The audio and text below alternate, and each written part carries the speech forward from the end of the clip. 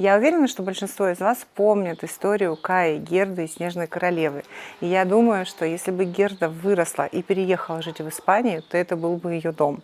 Почему? Я вам расскажу в конце. Мы с вами находимся на побережье Коста-Браво, город Лорет-де-Мар. Меня зовут Марина, вы на канале Dame Luxe Realty. А теперь поехали.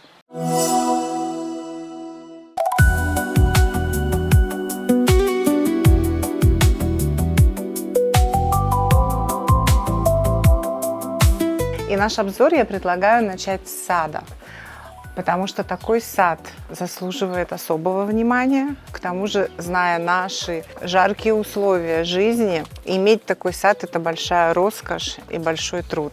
За этим садом ухаживают сами собственники. И я, когда попала впервые в этот дом и сад, я не могла поверить, что двум людям под силу иметь такой прекрасный сад и в таком изумительном состоянии. Участок у нас здесь 9 с небольшим соток, преимущественно ровный. Вот у нас единственный уклон здесь, в этой части.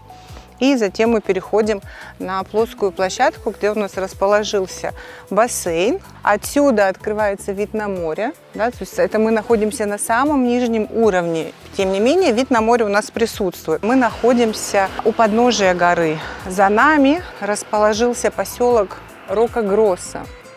И, конечно, наверху, в всех домах, вид панорамный, от которых действительно захватывает дух. Здесь вид на море, я всегда его называю таким словосочетанием «мягкий вид на море». Да? То есть он не бьет в глаза, но он присутствует. Мы теряем панорамный вид на море, но мы приобретаем другие удобства, как, например, ровный участок. На горе, чем выше мы поднимаемся, тем выше уклон. А здесь посмотрите, какая красота. Если у вас есть дети, внуки, да и в принципе, если вы сами не хотите бегать по лестницам вверх-вниз, это дом для вас.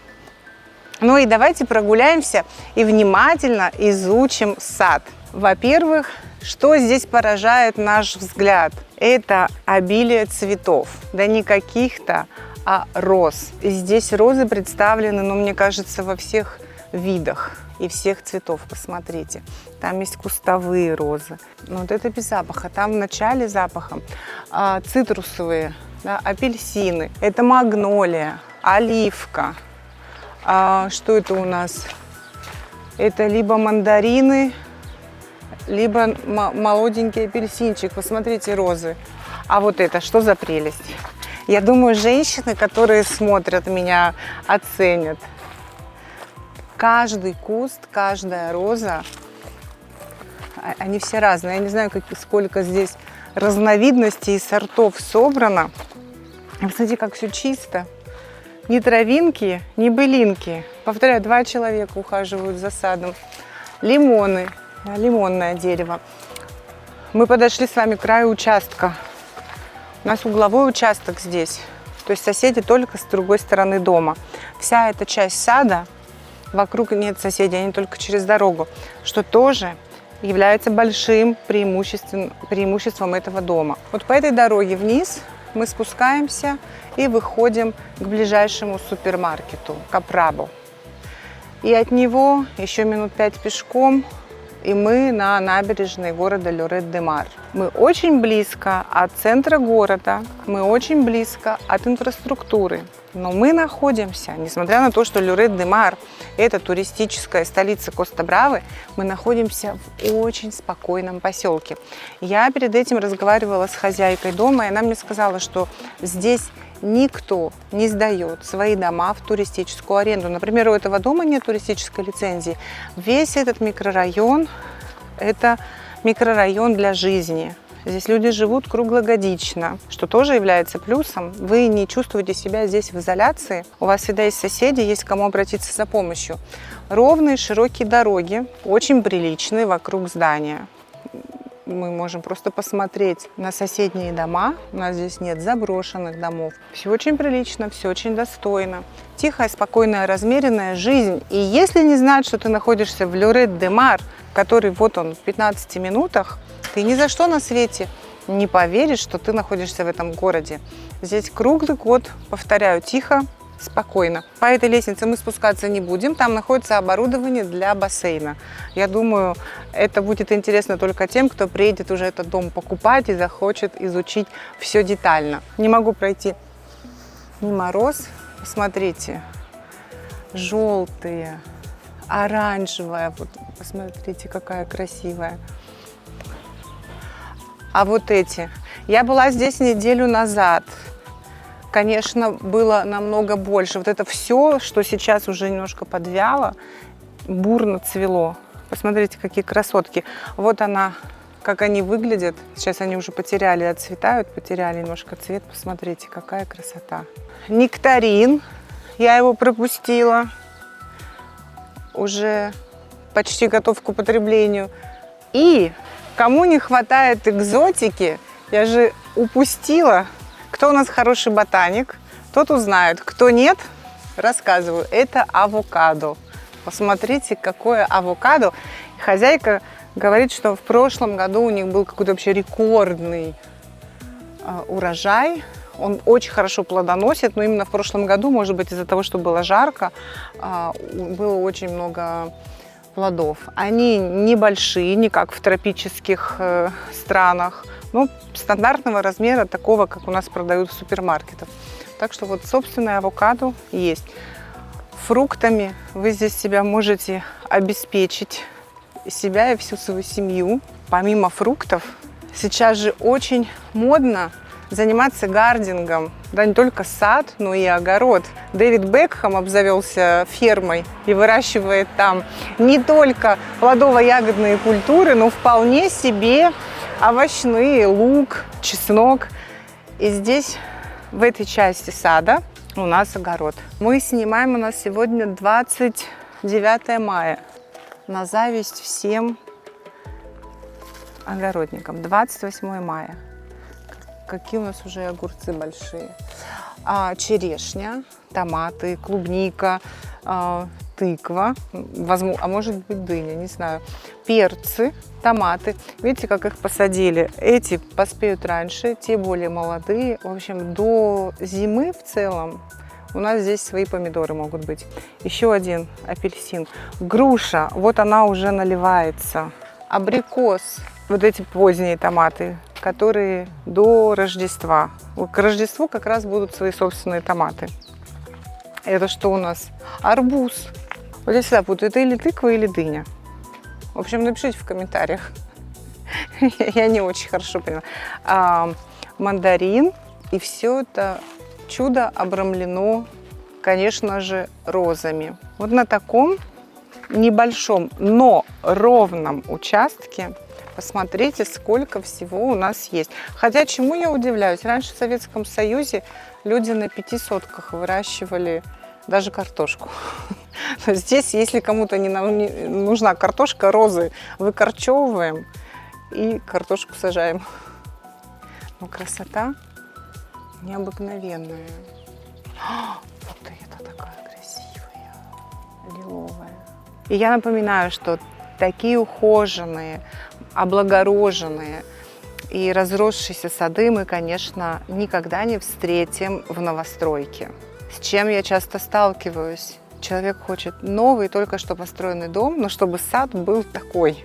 Невозможно. Этот сад возделывали собственники, они единственные, они сами строили этот дом, и единственные владельцы этого дома уже 20 с лишним лет, если не больше. И они все делали с нуля. И поэтому у них вот такой разросшийся сад.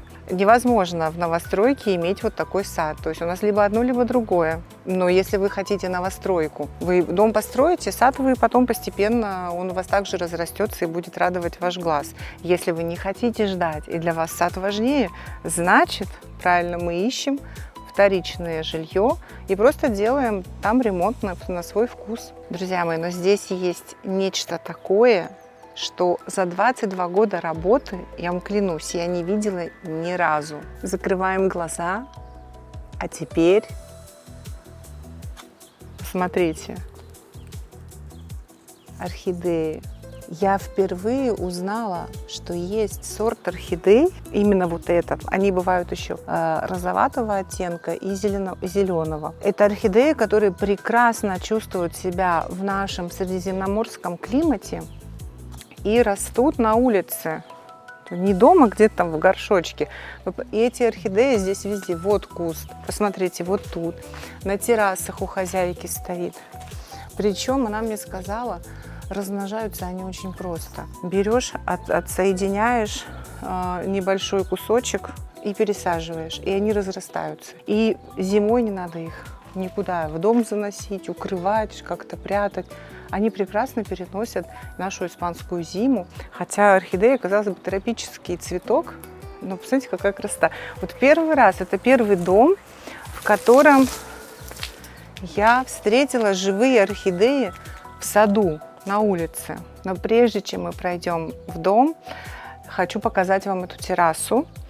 С моей точки зрения, здесь вообще все очень грамотно вписано. И люди строили для себя под свои нужды, и они все очень продумали, с моей точки зрения, идеально. Терраса, которая ведет нас к выходу, никаких лестниц. Почему я так часто обращаю внимание на отсутствие или наличие лестниц? Да потому что 22 года работы в сфере недвижимости продемонстрировали мне, что одной из главных причин продажи домов, когда люди становятся пожилыми, является наличие лестниц. То есть если дом изначально был построен с множеством лестниц и переходов, то в старости уже он становится крайне неудобным. И люди с горечью, потому что они прожили в этом доме всю жизнь, начинают продавать свои дома и переезжают в квартиры. Так вот, чтобы нам с вами жить и наслаждаться нашими домами как можно дольше, мы должны обязательно учитывать этот фактор. Он кажется нам мелочью, когда мы молодые и здоровые, но он становится критическим, когда мы становимся пожилыми людьми. Так вот, в этом доме от входа на участок нет ни одной лестницы. Первый этаж без лестниц. И точно так же мы выходим на террасу, где у нас расположено барбекю и обеденная зона под навесом, что, конечно, позволяет нам находиться здесь в любую погоду. Летом закрывает нас от солнца, зимой от дождей. И по факту у нас только есть два спуска, две лестницы, которая ведет в огород, 6 ступенек, и к бассейну, те же 6-7 ступенек. Все. Въезд в гараж здесь тоже очень удобный, без спусков, подъемов, рамп. Не хотим заезжать в гараж, если мы постоянно здесь проживаем, мы можем оставлять машину перед домом, это не возбраняется, либо загонять сюда на парковку.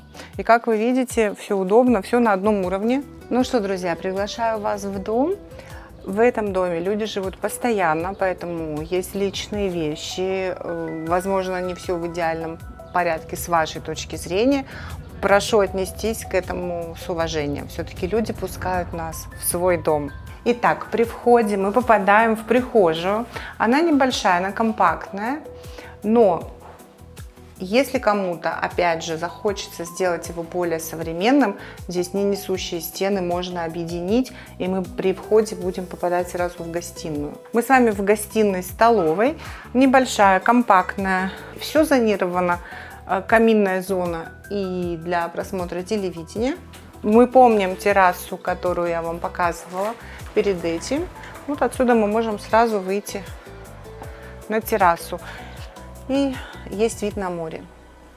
Кому нужен вид на море, он есть. Обратите внимание, как тихо. Сегодня рабочий день. Туристов уже понаехало. Вы не представляете, сколько. А тут прекрасно, замечательно. Если кому-то хочется увеличить это пространство, можно сломать вот эти стены. И из входа мы будем сразу попадать как бы в гостиную, столовую. Либо другой вариант. Эта кухня практически не используется. Вот тут стоит диван, стол. Предусмотрен выход на террасу. Но собственники дома мне сказали, что они не пользуются ей. Вы спросите, где они готовят. Сейчас я вам покажу. И если этой кухней не захочет пользоваться и новый хозяин, ломается стена и увеличивается зона столовой. А готовят в этом доме вот здесь. Здесь отопление на центральном газе, что очень удобно, практично. Готовят здесь. Это своего рода такая летняя кухня. Потому что, вообще у нас вся жизнь проходит на террасе. Это было такой как крытый навес. Но впоследствии получилось так, что полностью ежедневно стали готовить именно на этой кухне. И основная кухня, которая была предусмотрена по проекту, теперь не используется. Но здесь, вот в этой части, посмотрите, какая прям профессиональная плита на газу. Почему они выбрали готовить здесь? Потому что это удалено от гостиной. Хорошую вытяжку поставили, и здесь у нас большие окна. Сразу происходит вентиляция, так как мы едим здесь морепродуктов много и рыбы. Чтобы не было этих запахов в доме, готовят здесь. Про гараж я вам уже рассказала, но я вам его не показала. И показываю его вам с этой стороны, чтобы вы оценили удобство планировки. Он небольшой. Здесь стоит у нас нормального размера машина, и мотоцикл. Плюс еще есть зона для хранения. В чем удобство? В том, что мы из гаража попадаем сразу в кухню. Хотите в эту, хотите в следующую, хотите в обе. Но максимально удобно, согласитесь. Дом должен быть удобен для жизни. И когда вам не нужно бегать по лестницам бесконечным или из одного конца дома в другой, это очень классно. И если у вас есть пожилые родственники или гости, которых вы хотите отдельно поселить, на первом этаже этого дома есть спальня с санузлом. Санузел не совмещен, так как он выполняет функцию гостевого санузла, а также санузла для этой спальни. У нас здесь есть спальня, полноценный санузел, гостиная, 2 кухни и удобный выход из гаража. Идем наверх. Итак, мы на 2-м этаже. И тут у нас расположены только спальни. Санузел с ванной комнатой – это для детей. Напоминаю, в Испании очень часто ванны ставились именно для детских санузлов. Вид у нас отсюда на море еще лучше. Мы уже видим горизонт. Да, дома напротив нам чуть-чуть его закрывают, но он есть. То есть назвать этот дом без вида на море нельзя. Он есть, он присутствует. И самое главное, напоминаю, в пешей доступности. 15 минут, и вы на пляже. Еще одна спальня. Тоже, как вы видите, она оборудована как детская, с видом на море. При желании, опять же, ломаем, объединяем, и у нас получается большая спальня. Здесь в доме 5 спален. Если вам не нужны 5 спален, вы можете объединить какие-то. Еще одна спальня. Спальня это может быть переоборудована под кабинет или под гардеробную. Если, опять же, у вас не очень большая семья, но вы любите, чтобы все было на своих местах. Да, вот зона для работы, зона для сна, внизу зона для отдыха. И всему найдется здесь свое место. Ну а теперь идем в главную спальню. Главная спальня со своим санузлом. Да, я тоже подвисла. Такие раритеты. Эльсап. Но они такие уже все, таких, наверное, уже и не продают некоторые. Но вот этот резор, вот такой, по-моему, его уже не выпускают. Хозяйская ванная комната, тоже с ванной.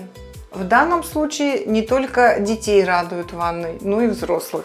Спальня с выходом на террасу. Я думаю, отсюда вы сразу поймете, какой здесь прекрасный вид. Очень красиво. И те же самые любимые орхидеи, как они оживляют. Еще раз хочу заострить внимание на тишине. И это Лорет-де-Мар. Вы помните, я неоднократно говорю, что Лорет-де-Мар это самый неоднозначный город. Судить о нем только лишь побывав в пик сезона туристического в центре не стоит. Он создает ложную картинку. Лорет – город контрастов. Центр у нас в 20 минутах пешком. А так вид очень приятный. Подведем тоже небольшой итог, кому мог бы подойти этот дом. Ну, во-первых, семье с детьми, тем, кто хочет жить недалеко от Барселоны. Почему у многих иностранцев, несмотря на всю критику Lloret-de-Mar, этот город в топе по покупкам? Да все очень просто. Здесь по трассе С-32 до Барселоны, если без трафика, 45 минут.